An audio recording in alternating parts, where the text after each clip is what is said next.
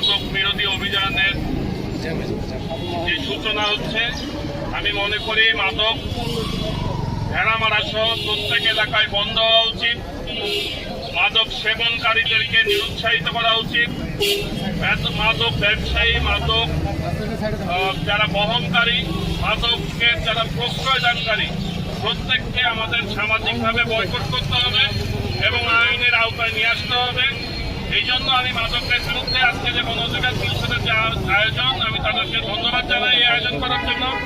একই সাথে ভেজাল বিরোধী যে অবস্থান এবং ঋণ ভেড়ামারা করার জন্য, অর্থাৎ সবুজায়ন করার জন্য, বৃক্ষরোপণ করার জন্য যা যা প্রক্রিয়া গণ অধিকার পরিষদ থেকে নেওয়া হচ্ছে, আমি এলাকার একজন সচেতন নাগরিক হিসেবে, একজন রাজনীতিবিদ হিসেবে আমি তার সাথে একাত্মতা ঘোষণা করছি এবং তাদের যে কোনো ভালো কাজের সাথে আমি থাকবো। এই অঙ্গীকার আপনাদের কাছে করছি। আপনাদের প্রত্যেককে অনুরোধ জানাই, শুধু গণ অধিকার পরিষদ না, এলাকার যে কোনো সচেতন সামাজিক সংগঠন, রাজনৈতিক সংগঠন এই ধরনের সামাজিক সমস্যাগুলো, মাদক, সন্ত্রাস এবং এই যে ভেজাল খাদ্য প্রতিহত করা, সবুজায়ন করা এবং এছাড়াও যে কোনো ধরনের চাঁদাবাজি, নারী নির্যাতন থেকে শুরু করে সকল ধরনের সামাজিক সমস্যাগুলোর ব্যাপারে আমি মনে করি যে এলাকার যারা সচেতন নাগরিক তারা সোচ্চার হবেন